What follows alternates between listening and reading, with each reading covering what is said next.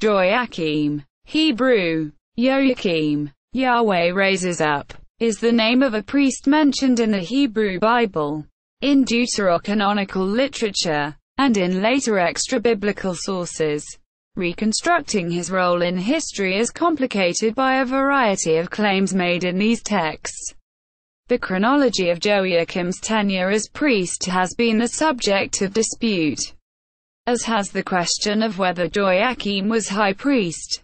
The Hebrew Bible, which mentions Joiakim only in Nehemiah chapter 12, does not call him high priest, though Josephus does use the term for him. The mystery surrounding the identity of Joiakim is rather convoluted. There are some conflicts between early sources on Joiakim.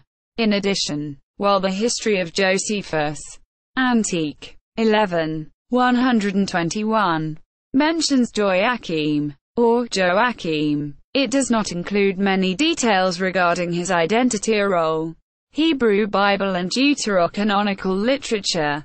In the Nehemiah chapter 12:10, Joiakim is identified as the son of Joshua the high priest. In verse 12 the expression, days of Jehoiakim, is used to denote a particular time period. And in verse 26, the days of Jehoiakim is equated with the days of Ezra and Nehemiah. Interpreters have disagreed as to whether this language implies that Joiakim was regarded as the high priest by the author of Nehemiah. However, this list is artificial and problematic, but its existence reflects the importance of priests and Levites in this period. Quote, identifies Joiakim as a high priest, the son of Jeshua. In 1 Esdras 3:9-5, Joiakim is referred to as the son of Zerubbabel. The Esdras genealogy of Zerubbabel's sons is considered to be highly confused. 1 Chronicles chapter 3:19 does not mention Joiakim as son of Zerubbabel, and there is no reference to Joiakim's role as a priest of the David line.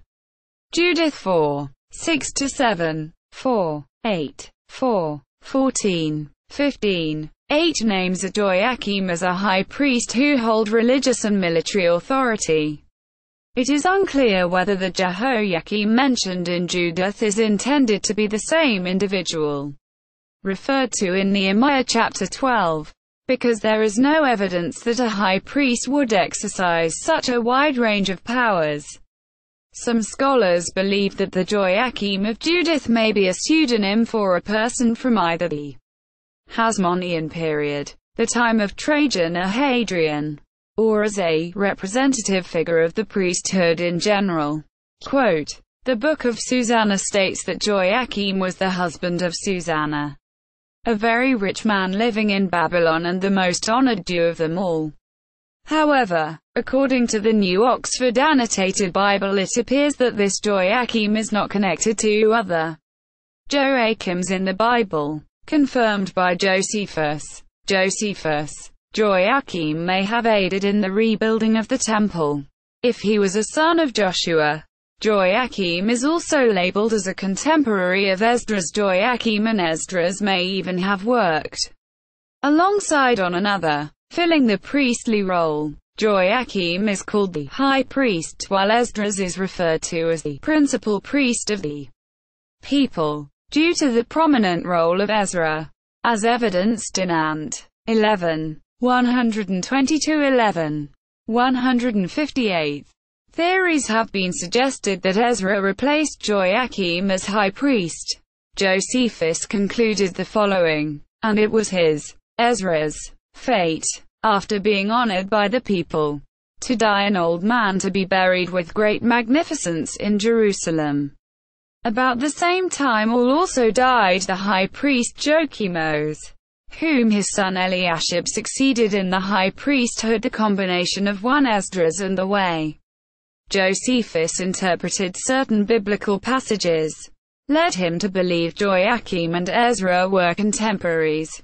Josephus also took liberties to fill in the gaps between Ezra chapter 6 and 7. In which one jumps from the reign of Darius I 522 to 486 BCE, to that of Artaxerxes I, 465 to 424 BCE. By relating the Ezra story to the days of the intervening monarch Xerxes.